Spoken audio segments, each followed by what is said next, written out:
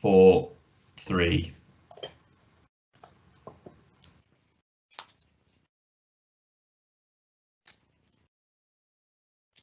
Okay. Okay, everybody, and welcome to this meeting of the Audit and Corporate Governance Committee of Warrington Borough Council. Are there any apologies, please? No apologies received, Chair. Thanks. Code of conduct, declarations of interest. Okay. Minutes of the previous, you happy with those? Move them, Chair. Thanks. I'll sign them in due course when they're posted. Item 4, use of Regulation of Investigatory Powers Act, otherwise known as RIPA. Update from Matt. Thank you, Chair. Yes, this is the sort of regular update for the committee on the council's use of covert surveillance. RIPA, as it's known, regulates the use of investigatory powers, so direct and intrusive surveillance, covert human intelligence, and so on. At paragraph 3.3 of the report, Chair, you'll see some of the examples of areas where it is used with regard to council enforcement. We also have our own policy on the use of it, mainly just in line with statutory requirements and guidance, and that is reviewed every year. In fact, what we're seeing, Chair, is that this sort of covert surveillance is being used less and less. And I think, as you can see from the report, obviously it's only used where we think it's absolutely necessary to do with the detection and prevention of crimes. And over the last 3 years, I think it's been used no more than a couple of times on some benefits investigations. And beyond that, not used at all. So last year, though, we had the Investigatory Powers Commissioner's Office come in, an external body from time to time who come in to, well, they go to all councils really to review what they're doing, to see what their policies say and how they're being followed up. You'll see from the report that a couple of recommendations were made, and that obviously we've been looking to discharge those. These sort of recommendations aren't the ones that are just purely guidance. They are something where you are indeed, and you should be following what those recommendations are. So whilst the Commissioner found that our policy was an accurate and useful document, also made some recommendations just in terms of authorisations, tidying something up there, and also about general training and awareness around the council. I think you'll see at I think paragraph 4.9 that whilst I've talked about some of the areas in paragraph 3.3 where it might be used, it also may be used in areas where it's not immediately apparent. So, for example, in children's services, and that may be occasions where perhaps you're looking at social media accounts and so on to try and gain information. When you do that on a more regular basis, then the RIPA considerations may come into being. So we're doing some work on that to raise training and awareness, and obviously just making sure that support is available for officers if they realise that the RIPA provisions are something they need to think about. So, Chair, that's a very brief presentation of the report. It is there for noting, but also happy to take any comments from the committee as to issues of concern that they want us to go away and look at, or things that other comments they want to make for us to take into account as we go forward. My colleague Paul Clisby is also available today if there are any questions that we need to address. Otherwise, just happy to take any comments to go back and look at in terms of what we're doing with this particular area of enforcement. Thank you. Okay, thank you. Are there any comments or questions from members? Yes, Chair. Yep. Go on. Yeah, thank you. No, I'm pleased to see that our use of this is going down through time. I just wondered if this was part of a sort of a general pattern. I mean, are all councils using RIPA less, or are we different from anyone else? Do you want me to answer that? Thank you, Paul. Yes. Yep. Yes, Chair. Sorry, Councillor Marks. It is the case that the use of RIPA has become much less over time from local authorities, and that is a pattern right across the country, and it's something which is commented on by the inspector. Of course, he's quite keen that people do use it and use it properly, but you may recall that some some period of time ago, there was quite a bit of criticism of councils for using it for lesser matters and inappropriate matters, as was determined subsequently. In fact, the rules were changed and tightened up over the years, so that there was the introduction of a further safeguard with courts having to approve applications. That came in some time ago, and there was also a reduction in the scope for which you could use them for. Now you can only use it for limited number of offences, particularly offences that have got 6 months in prison as a potential sentence. So that has all led councils across the whole country to reduce their use of RIPA, and it was always the case that you should only ever use it where it's necessary to gather evidence that can't be obtained in any other way. So yes, it is the case that it's quite limited. Thank you, Paul. Are you happy with that, Ian? Oh yes, I am. Thank you. Yeah. Very good. Anybody else? Okay, well, thanks for that. We'll move on now to item 5, the waivers of contract regulations, record of, which is you, I think, Linton. Want me to take this one, Chair? Yes, please, Claire. Yeah. Okay. The item 5. This is record of waivers, contract regulations. So the use of waivers within our contract regulations, there are specific provisions that prescribe when we're able to waive and use a waiver to procure. So this report will become a regular feature of audit committee for you to see, and just describes how and when we've used them and summarises all the contracts with which they've been applied. So there are formal procedures internally and now reporting to yourselves where we can demonstrate the use of waivers. So the general conditions would be around compatibility, urgency or speciality.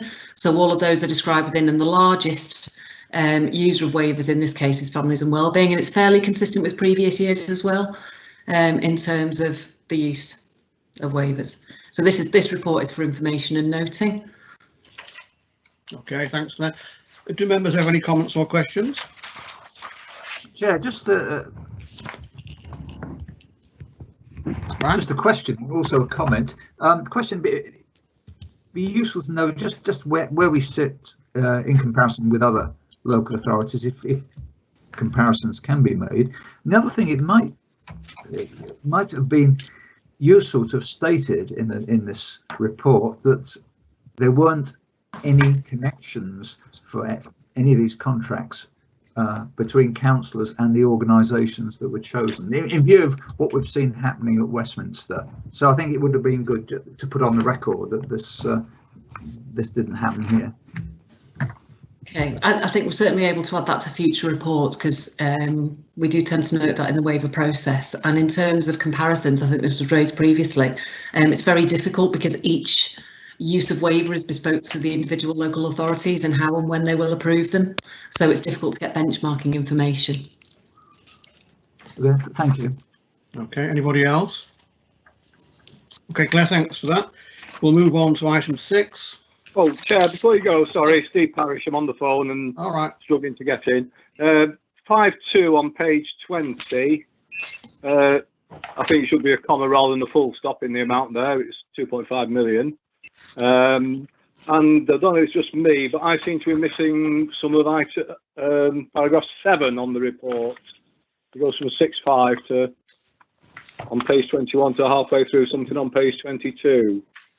So, assuming it's nothing vital, it would be useful to have that subsequently. That's fine. I can check that and triangulate the numbers in there.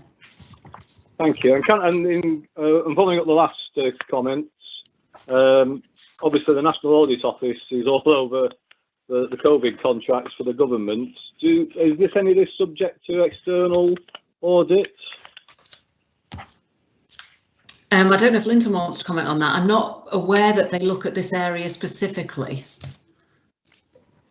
Although it is an overall part of review of governance and control in the authority, but I'm not aware they've taken this item specifically.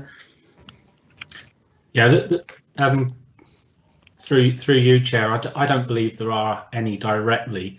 The only issue will be if there are any contracts we've let under urgency basis in order to deal with the pandemic that we are funding by way of some of the government grants that we have received for that. And if any of those grants then require a specific audit to come back and check we've used it appropriately, that's the only reason there would be extra audit checks on these. Otherwise, we're following our own standard processes. Okay, thank you, Chair. I know how some of these contracts came about, so not quite sure I need to declare an interest, but I'm on management committee of one of the bodies that's had one of these contracts. I think we're grateful for the urgency with which the council acted. That was one of the homeless ones, and remarkably successful in getting people off the street. So I think well done to all concerned for making this possible in a very difficult time. Okay, thanks for that, Steve. Are we okay with this item now to proceed? Note the report. We go to item 6, write-off of unrecoverable debt. Okay, that's me again, Chair. Right. And again, this report is for noting, so this is just a note of items that Lintoners Section 151 has signed off, and this references the period 1st of April to September 2020 in terms of value, so it's just for noting by the committee, and it's a standard report. There's no unusual items to draw out. Okay. Any comments or questions from members? Take that as a no. Accounting policies. Yeah, thanks, Chair. We're just about, the council's just about to begin the closure process for the 2021 account. So in advance of that process, we always bring the new accountancy policies to you for approval. Occasionally you do get major changes in accountancy policy, but this year primarily there's some very minor changes which won't affect the authority really at all, and we actually lay out those changes in paragraph 4. And but the biggest one that's probably going to occur, but it's been pushed back a year due to COVID, is the introduction of FRS 16, because primarily we had to bring all our leases, operating leases, onto the balance sheet. So the primary problem with that, it's going to take sorry, excuse me. It's going to take a vast amount of work across local government. So thankfully with COVID, they've actually put that back a year, Chair. But in effect, what this is, as I said in my opening summary, it's just the council's accountancy policies for 2021 sorry, 2021 for approval. Okay. Any comments or questions? Steve Harris again, Chair. Yep. I'll go first. Maybe I've had too much time in lockdown to actually going through this, but on the appendix at 19, page 51, I'm not sure where we could say de minimis level. Can we just say minimum level? But the query was really, it says the carrying amounts of heritage assets are based upon insurance valuation. But presumably you have to have the valuation before you know whether it's worth £10,000. And I just wondered, is each of these heritage assets individually valued for insurance?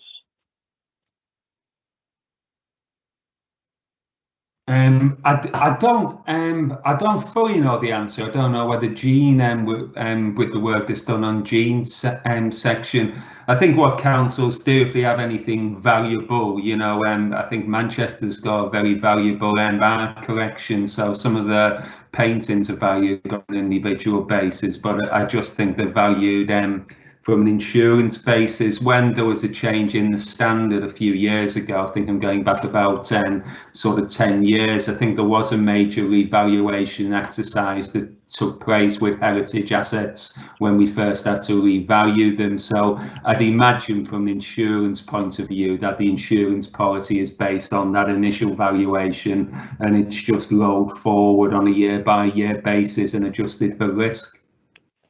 Okay, thank you. We can't persuade Banksy to write something on the town hall then.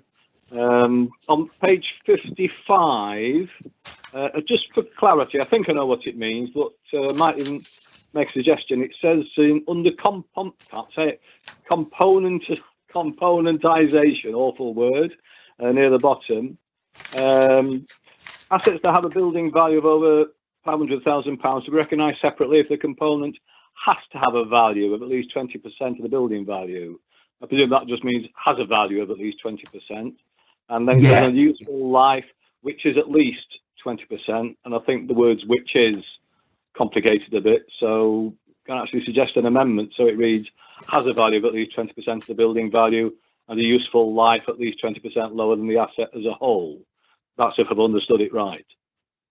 But I think we should be able to amend that, to make it more clearly. Yeah. Thank you. I think there was one other one, but I think it's such a minor. Oh no, it wasn't. Sorry, it was page 59. I don't want to reopen the issue of whether the church schools should be on the accounts again. We had a long time over that a few years ago. But just for accuracy, it says the voluntary aided schools are owned by the diocese. In the case of the Church of England, they are owned by a charitable trust. So, at least unless they've changed things. So I think that should be amended. So it says by the diocese or by a charitable trust. And then again, in the bottom of that paragraph, it says could be used by the diocese or charity in the future for other purposes. We can actually go away. I'll go away and have a word with Mark, who knows all the detail on this. So I'll just go away and check those facts, and if it needs changing, we'd be happy to amend it. Do you know, Steve, whether in Warrington it is the diocese or a charitable trust? Yeah, as far as I understand it, the Catholic church schools are owned by the Catholic Archdiocese, actually. Yeah. Well, actually, no, because in south of the river, it's the Diocese of Shrewsbury, and north of the river, it's the Archdiocese of Liverpool. But the Church of England churches are owned by the Warrington Church of England Educational Trust. So it could be a mixture then? Well, Church of England one and Catholic the other, yeah. Yeah, fair enough. Okay, anything else on that item? You happy to move on? Yeah. We go on to item 8, Treasury Management Practices. Yeah, what these are, Chair, and we're one of the few authorities that do this. Obviously, Treasury Management is a big operation, so it operates on the rules and procedures. Those rules really are recorded in 13 schedules. You know, we've got one on organisation and segregation of duties, one on budgeting, accounting and auditing, one on money laundering, a new one on non-treasury investments. And it's really all the rules, the very detailed rules, the delegation rules of what councils do.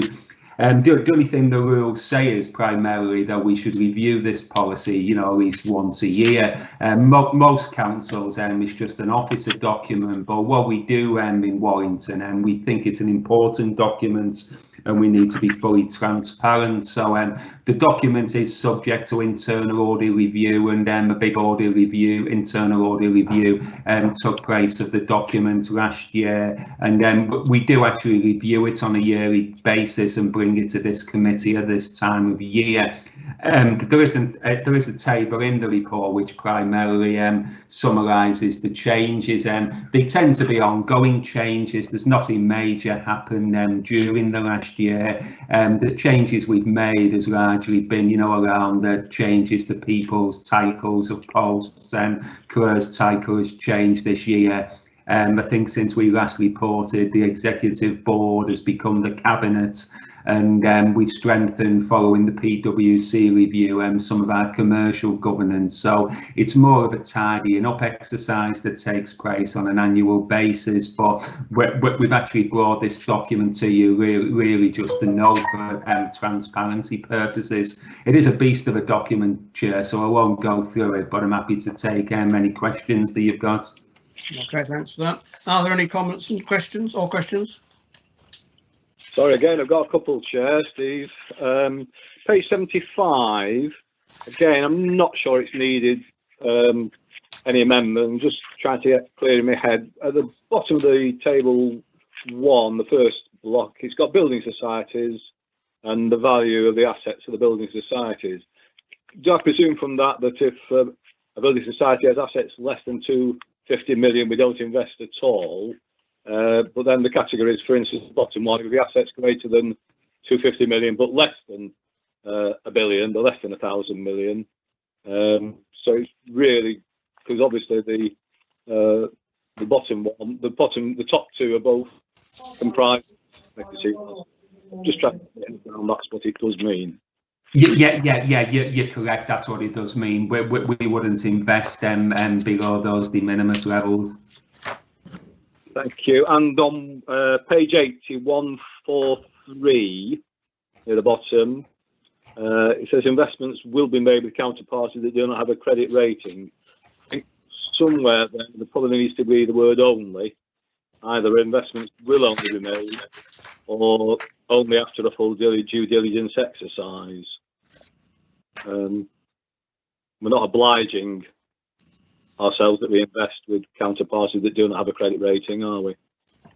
No, on the whole, we invest with counterparties that do have a credit rating. If there is any sort of exception, which we do from time to time, we would carry out thorough independent due diligence on them. Yeah, so I've just suggested the word only goes in there somewhere.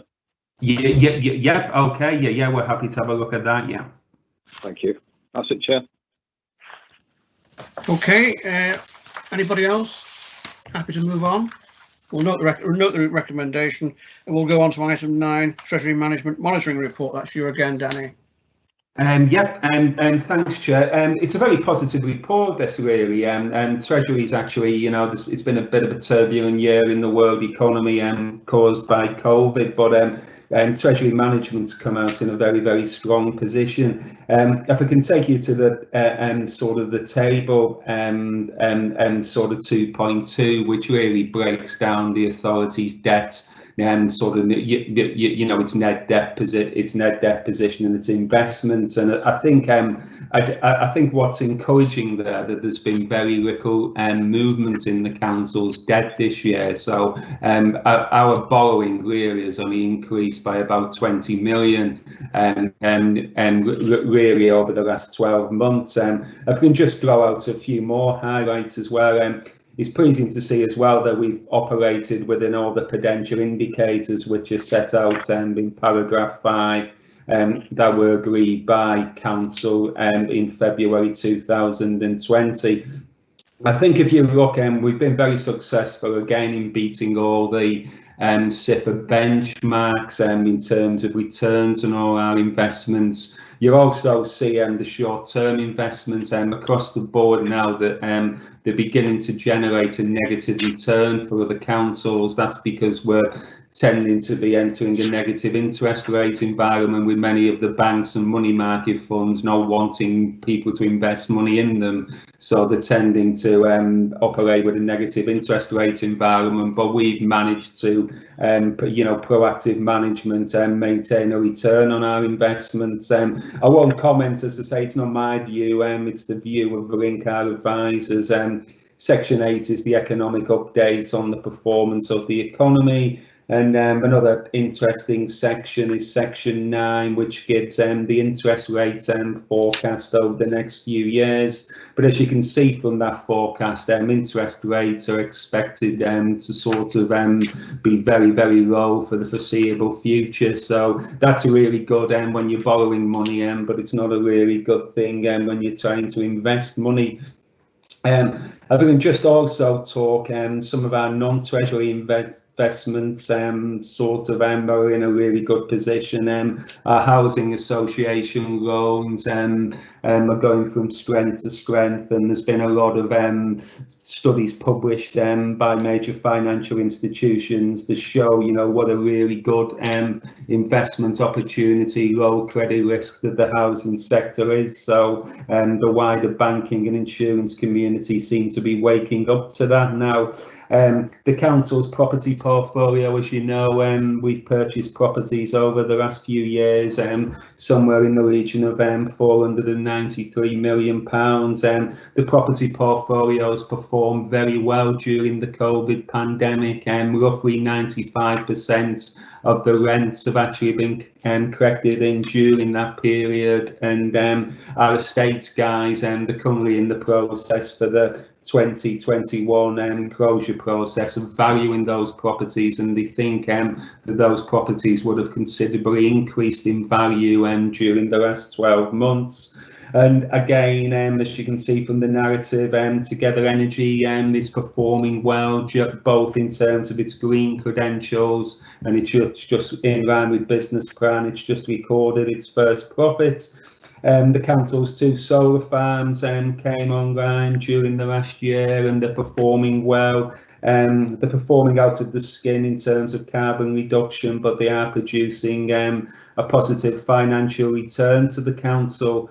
If we can go on just to very quickly cover a few highlights on section 15 as well. There's been a really good bounce back here. You'll know for the last few meetings, when COVID occurred, bond funds are very, very low risk instruments that councils invest in. So when COVID happened last year, the value of bond funds hit rock bottom. So we've got money, 10 million in a fund without Tana Wealth. So at one point we were £1.6 million down. We knew that was a paper loss because this was invested in very, very low risk instruments. So we knew that, you know, the threat of default would be very, very low. But I'm pleased to say that that's now bounced back, and that fund is 500k in credit. And also last year, the council set up a managed account bond fund, which is an instrument, it's the council's own account.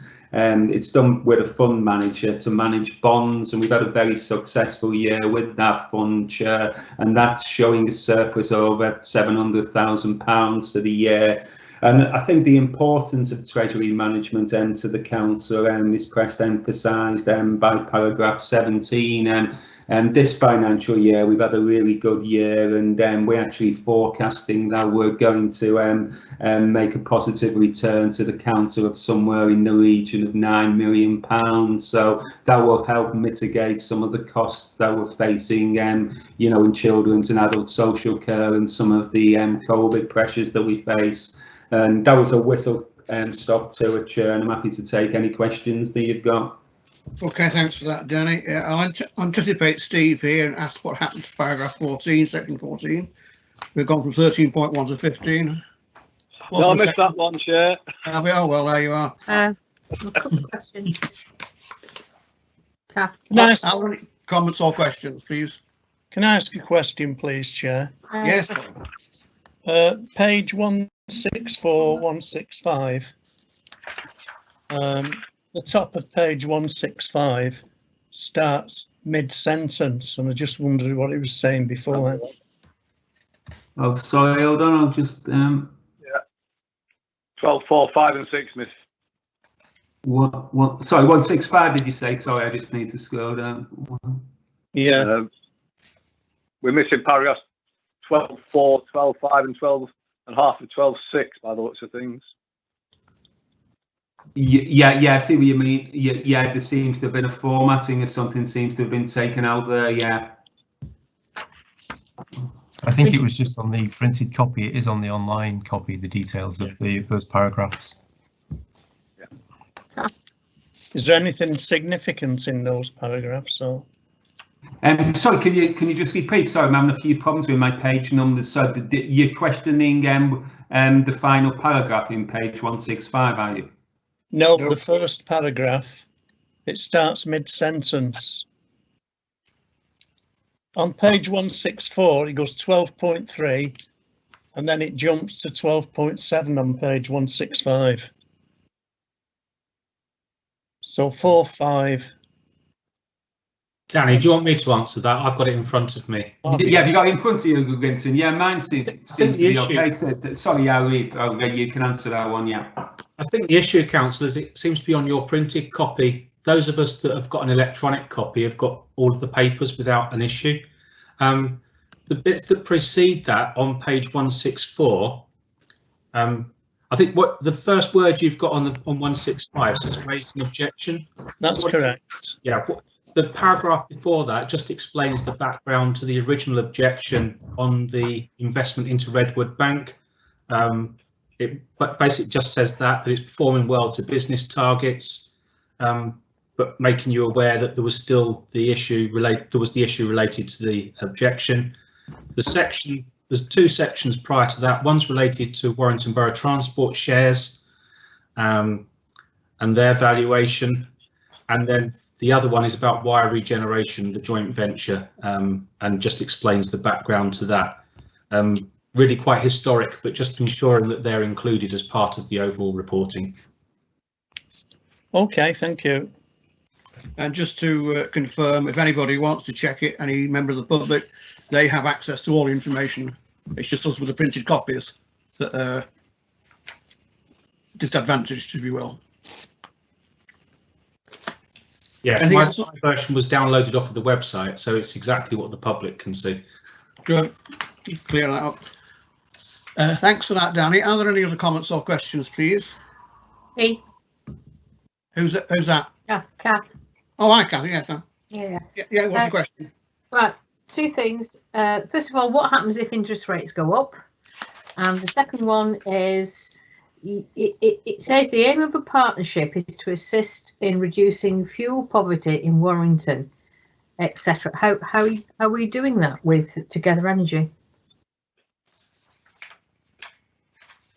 Yeah, I think if I can answer those questions in order, I think if interest rates go up, I think primarily, obviously, what would happen, and most of the debt that we've taken out to date is all fixed rate debt, so there would be no there would be no major impact on our debt position. And in terms of our investments, it would probably we do invest a lot of money in the short-term money markets. It would lead to probably higher returns as well in our investments.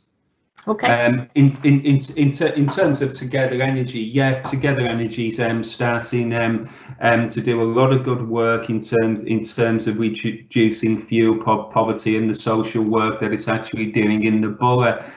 It has been curtailed to a degree because of the rollout of COVID, but it's starting to work with the housing associations, both Taurus and Warrington Housing Association, potentially putting packages together actually to help people in fuel poverty. I think they've just took on sort of 10 staff in Warrington, and they actually hope to take on a further 10 going forward.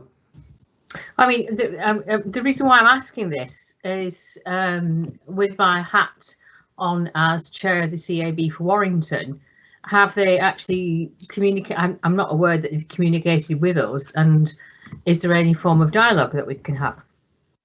Yeah, I'm sure. Yeah, we can actually pass on your details to them. I don't know. I don't know whether the organisation actually attends. I know Together Energy do attend the Chamber of Commerce meetings as well with Warrington and Co. But no, they'd be delighted to have a chat with you.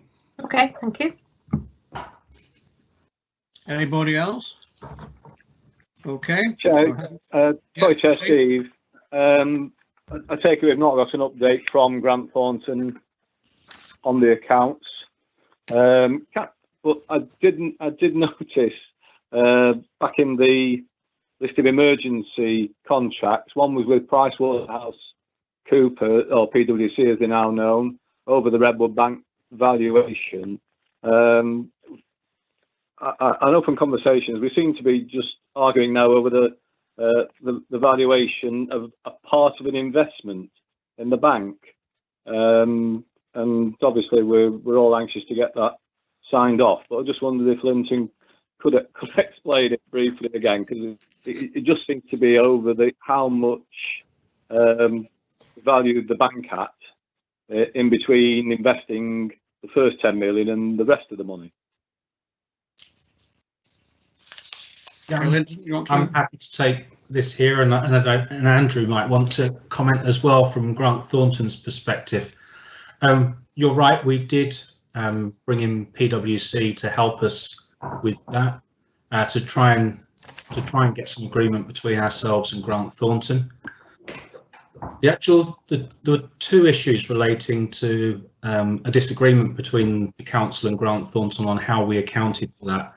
One was around the fact that after our first 10 million had been invested, we still had another 20 million that we were able to invest, and we needed to demonstrate what the value of that further 20 million was in what's known as an option. And that was an issue that we we hadn't accounted for in the way that Grant Thornton expected. And so that's part of the technical support that we got from PwC. And PwC's view is that there is no material value to that future option to invest, and therefore we didn't need to include anything in our accounts related directly to that. The other issue relates to our valuation of Redwood Bank and the £10 million that we included in our accounts at cost in 2017-18. We used PwC to help prove that the value of that 10 million couldn't be materially less.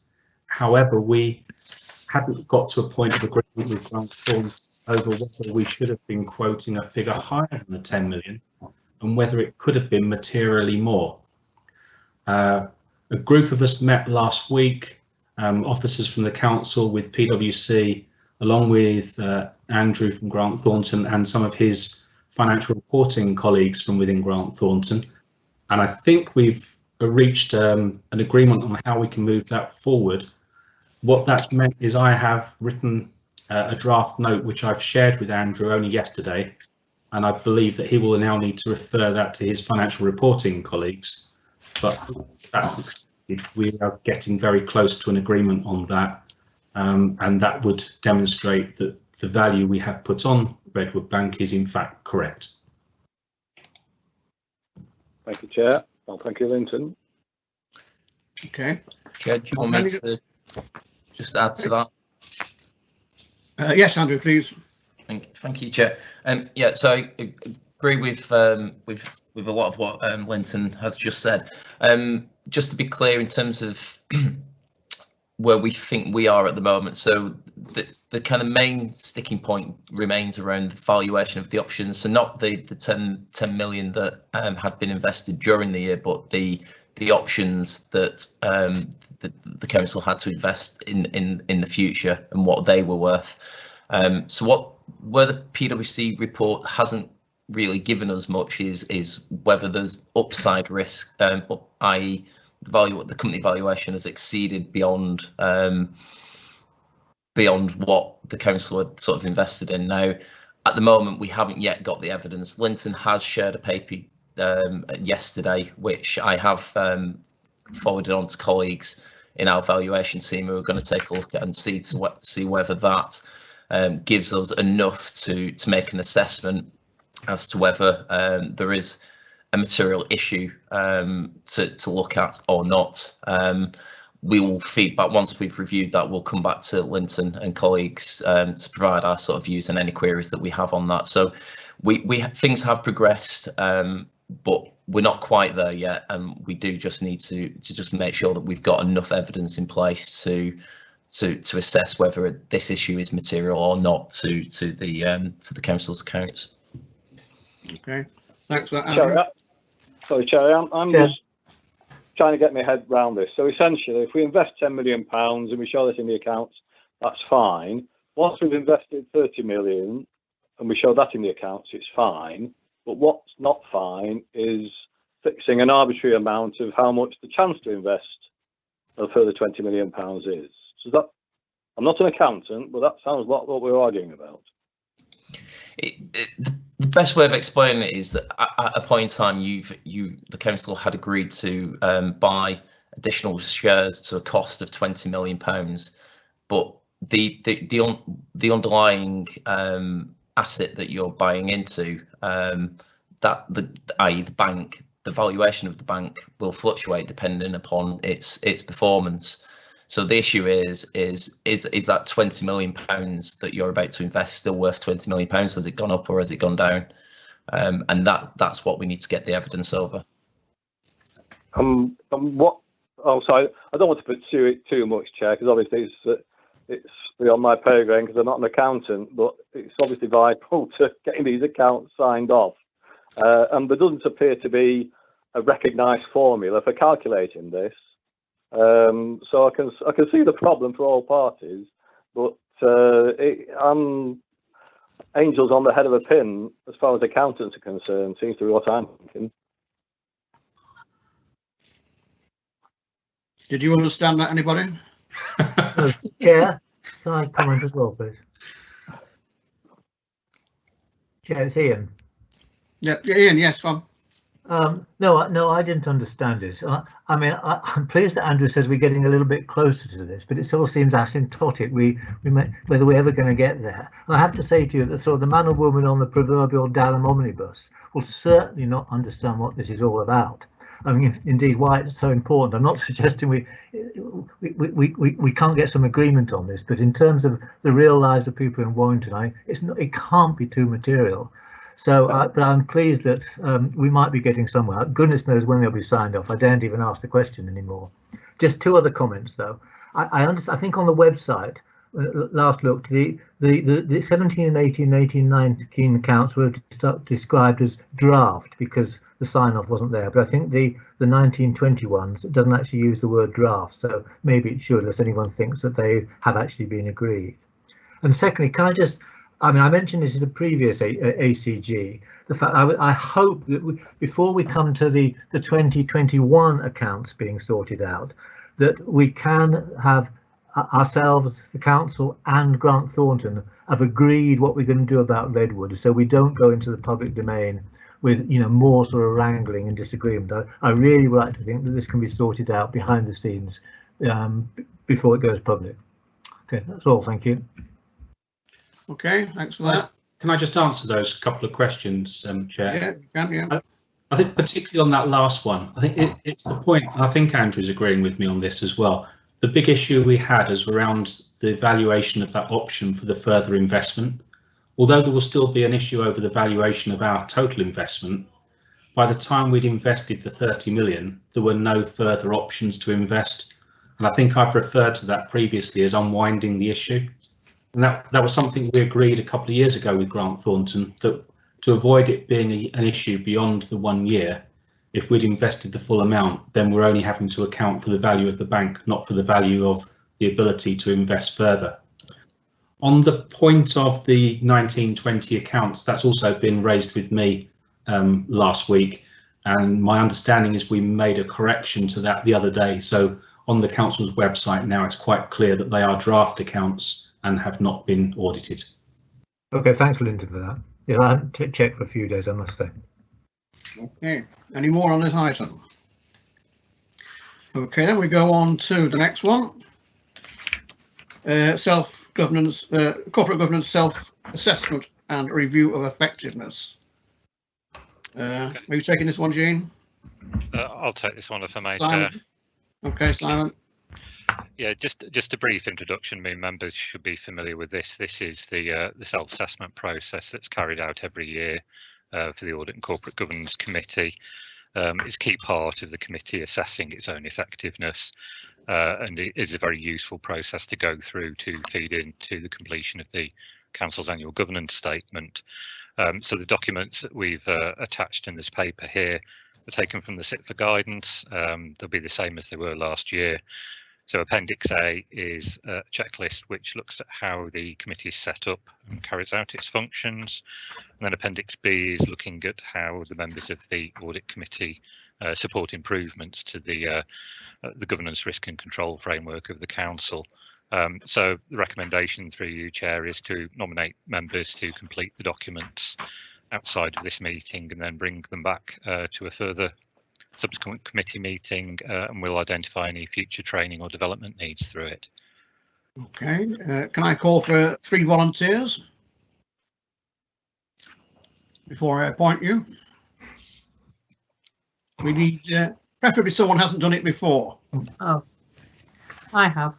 I've done it before as well, Chris, but I'm happy to do it again.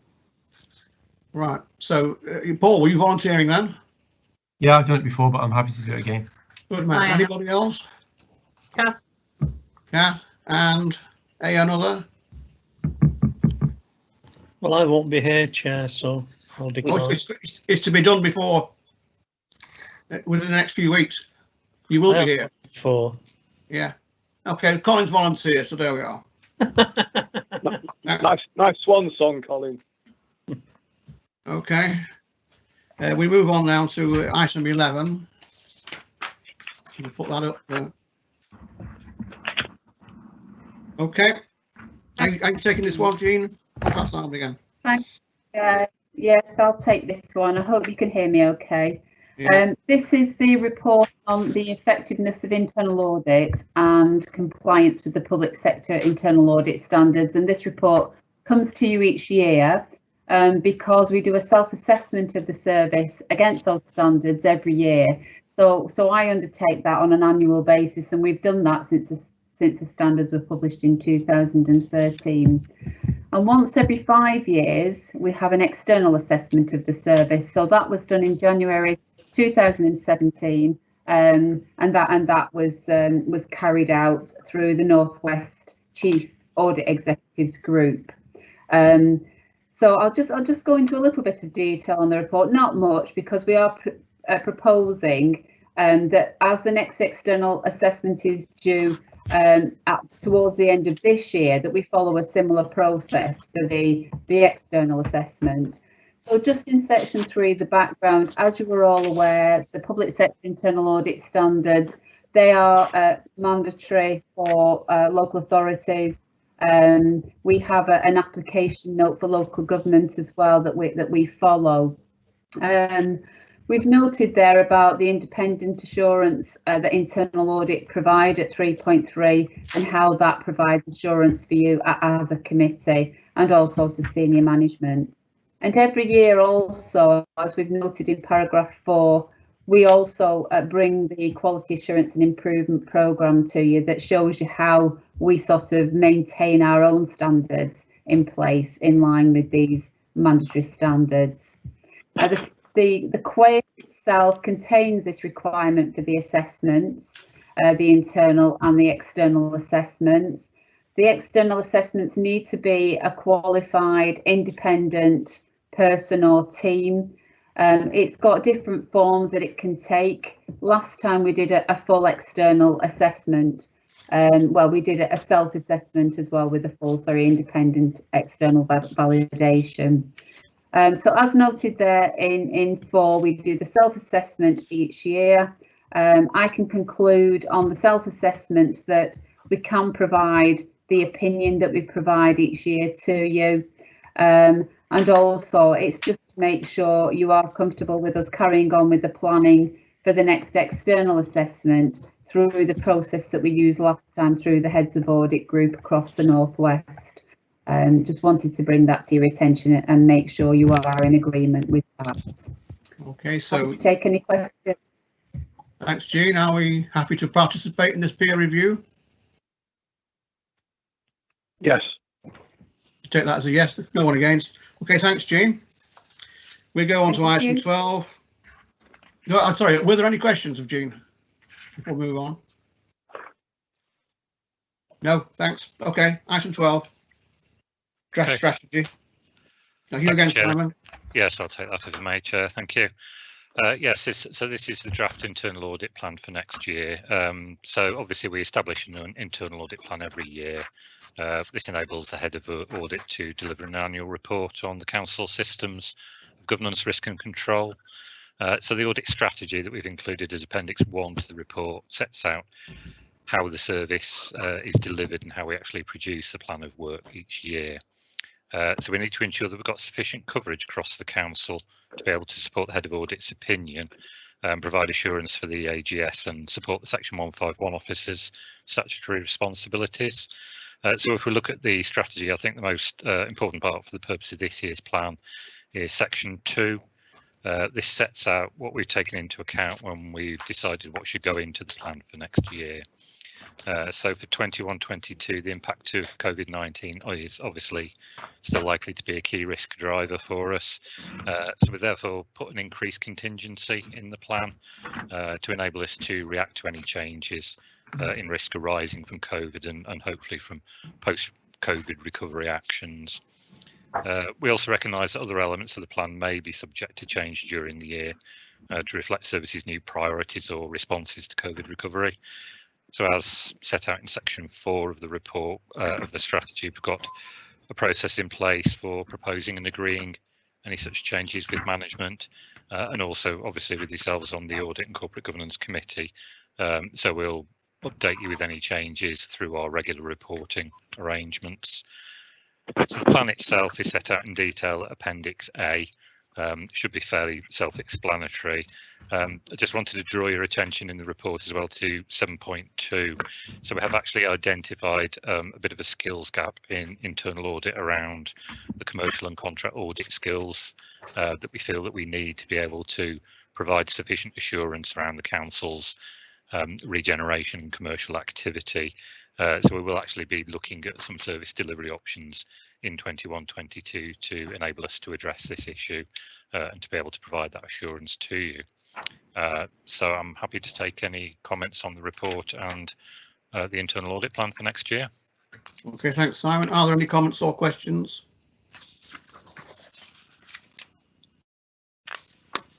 No. Okay, thanks, Simon. We go on now to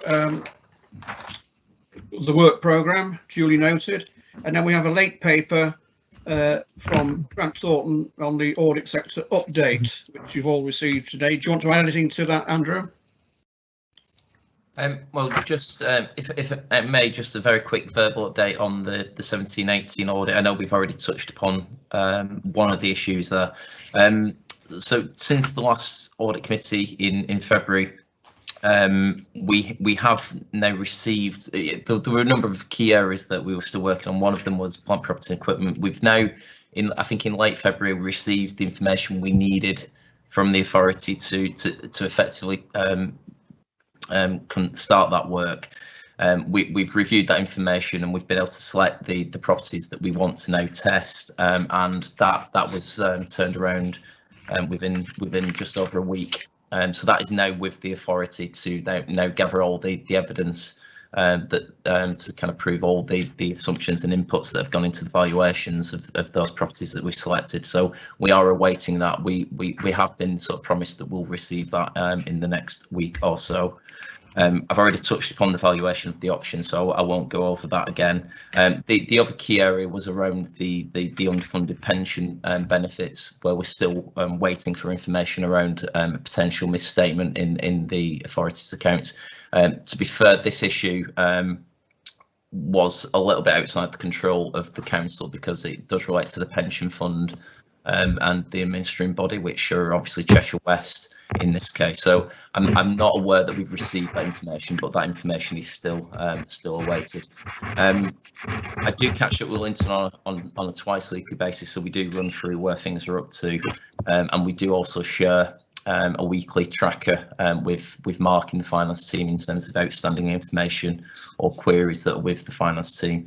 There are some other areas where evidence or queries are still outstanding. In some cases, some of those do date back to February and January, but hopefully the finance team will be able to respond to those areas as well. So hopefully we can move things on by the time we come to the next audit committee. Okay. In terms of the sector update, I appreciate, and you've had this as a late paper. I'm more than happy to take any questions that you have on any of the sector updates. I was proposing, Andrew, that we note your report and it could be the basis of a joint meeting between the new committee and yourselves in the new municipal year. It's a basis basically of a training programme, as it's your response to the Redwood report. Yeah, that would be fine, Chair. Yeah. Are there any comments on what Andrew said, or indeed on the sector update report? Yes, please, Chair. Yeah. Yeah, if I take your point about people talking about in the future, which is fine. I'd just like to sort of draw attention to two particular comments, which I thought interesting. Page 9, I think it's the fourth bullet down. Almost all of the approved firms have reservations about remaining in the market. So I don't quite know what the implications of that are. It may mean that the fees have to go up considerably to keep them interested. I don't know. And the second thing, on page 10, the right-hand side, I think we've talked about this before, but I would just like to reinforce it because I think it's important. It says one of the recommendations of the Redmond Review, consideration be given to the appointment of at least one independent member suitably qualified to the audit committee. So I think there was a suggestion we should take this forward. I think it's very important that we do take this forward as soon as possible in the next council year. And when it says at least one, I think it would be useful to probably have 2 independent members rather than just 1, so they can give each other a little bit of support. I've no idea what the mechanism for selecting these people are, but I mean, we've done this before with other independent members. So I just stress that I think this is very important. I would like other colleagues to sort of hopefully agree with me on that. Okay, thank you. I'm sure there's no problem in agreeing with that. You'll correct me if I'm wrong, Linton, but we're not allowed to pay these independent members other than expenses. Is that right? I think that would be down to the council to take a decision on that. But there are some independent members of audit committees around the country that do receive other payments. Can we find out what an average of that is then? Because obviously it's very mixed. I know that Jean and Simon did some research on it recently just to try and find out a number of the local authorities near to us that do have independents, whether they were just expenses. But that's why I'm saying I know there are a couple where they're paid, but not particularly large sums. Maybe the equivalent if we get some information as the basis of a report for the next committee, then we can get the ball rolling. I know in the past, we've advertised, no one has come forward. So I think I'm right in saying, Simon or Jean, that Salford have an independent person on their committee. Yes, through you, Chair, Salford have 2 independent members on their committee, so we can sort of look at their process for appointing. I'm sure that they wouldn't mind sharing that, and they wouldn't mind me saying, because it's in the public domain, they pay a nominal amount of about just short of £800 per annum to the independent member, and they pay expenses as well. So yes, that's a process we could look at. From what we've seen from the research that Simon and I have looked at, you go from sort of voluntary arrangements, especially if people are in work, and they very often still are, to up to about 1,500, a little bit more for a chair of the committee if you have an independent chair. So it's not a great deal of money, and there are variances, as Linton says. Can I say something, Chair? Yes, Guy. Yeah, I mean, I raised this a couple of years ago, and when I was doing the self-assessment process, it was put on the self-assessment process. And as I understood it, or maybe misunderstood it, that motions were taken forward to advertise for independent members. Did this happen or didn't it? My recollection is it did, and there was no response. But in the meantime, if I get to understand Jean correctly, there may be a possibility that the 2 independent members from Salford might like to join us, at least in the interim. Well, perhaps, Chair, we could ask somebody who's just recently retired, and maybe they wouldn't be considered to be independent for the foreseeable future, but once they retire, perhaps somebody would be in a position to take up the post. Did you get that hint, Jean?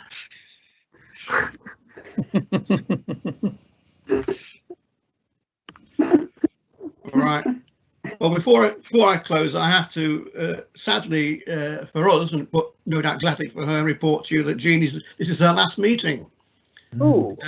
And that she's now retiring at the end of the week. So can I place my personal thanks to Jean and those of the commission, indeed of the whole council, for her service. Thanks. Yeah. Massive thanks. Thank you, Jean. Thank you. Thank you. Thank you. I've come a long way. When I first saw Jean's name, we had CIA after it, and I thought, what's that got to do with the Yanks? But of course, it stands for Chief Internal Audit. So that's how naive I was. But anyway, Jean, thanks a lot. It's been a pleasure. Thank you. Thank you. Thank you. All the very best, Jean. All the best. We wish you a long and contented and happy, fulfilled retirement. Yes. And if Paul's suggestion does find favour, we'll see you in the next year. So, in the meantime, you can have a word with your mates at Salford before you go. Okay. Anybody else want to say anything? Only, is this the last meeting before the elections, Chair? No, it's not. There's one in April. Oh, right. Well, we'll say thanks to you till then. Yeah. Okay. No, yeah.